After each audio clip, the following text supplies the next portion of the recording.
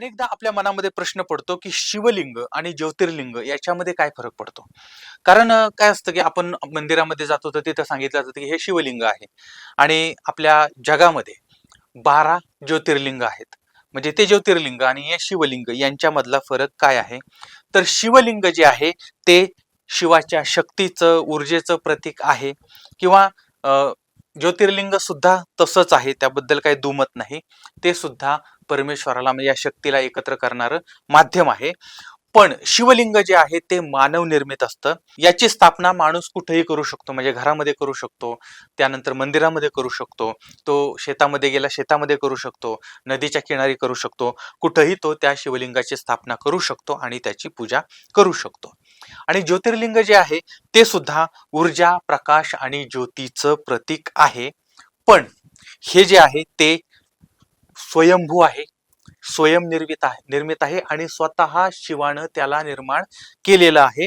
स्वतः शिव ते त्या ठिकाणी प्रकट झालेले आहेत. म्हणजे एक शिवलिंग हे मानव निर्मित आहे आणि ज्योतिर्लिंग हे शिवाची ज्योती आहे, आपोआप स्वयंभू निर्माण झालेलं आहे.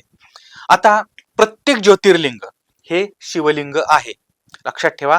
प्रत्येक ज्योतिर्लिंग हे शिवलिंग आहे, पण प्रत्येक शिवलिंग हे ज्योतिर्लिंग नाही. आणि आपल्या जगामध्ये 12 ज्योतिर्लिंग आहेत. तर आता यामध्ये फरक काय आहे? शिवलिंग आणि ज्योतिर्लिंग म्हणजे याच्यामधला मूलभूत फरक काय होता की एक जे आहे ते स्वयंभू आहे ज्योतिर्लिंग आणि शिवलिंग जे आहे ते मानव निर्मित आहे. पण दुसरा फरक म्हणजे आपण काय करतो की त्या देवाच्या दर्शनाला जातो, पाया पडायला जातो, भावभक्ती आपल्या मनामध्ये असते. आपण ज्यावेळेस त्या ठिकाणी जातो तर त्यामध्ये काय फरक आहे का, हे आपण पहिल्यांदा समजून घेऊ.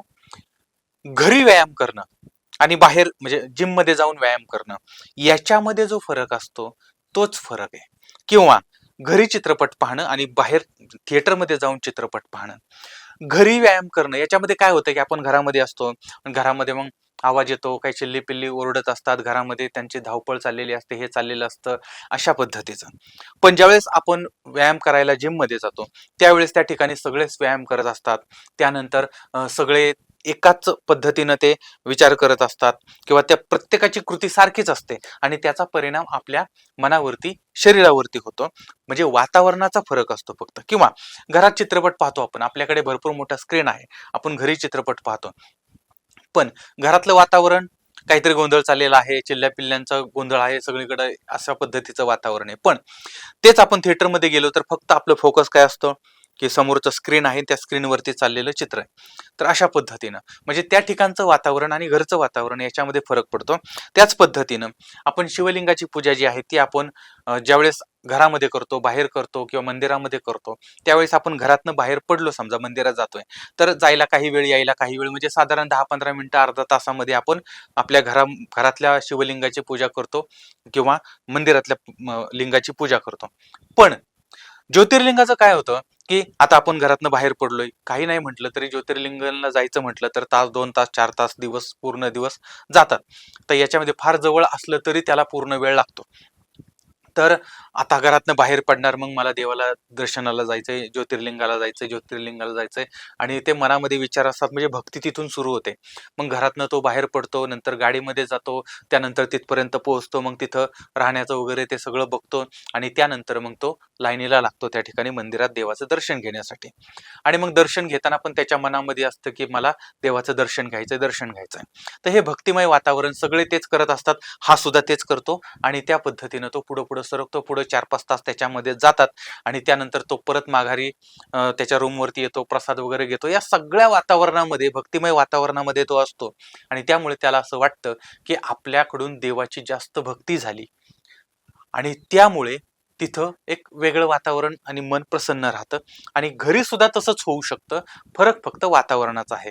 म्हणजे शिवलिंगाची पूजा करा, ज्योतिर्लिंगाची पूजा करा, शेवटी तुम्ही किती भावनेनं पूजा करताय, किती भक्तीनं पूजा करताय, हे अत्यंत महत्वाचं आहे. त्याच्यामुळे जर कोणाला ज्योतिर्लिंगाला जायचं जमलं नाही तरी काहीही हरकत नाही.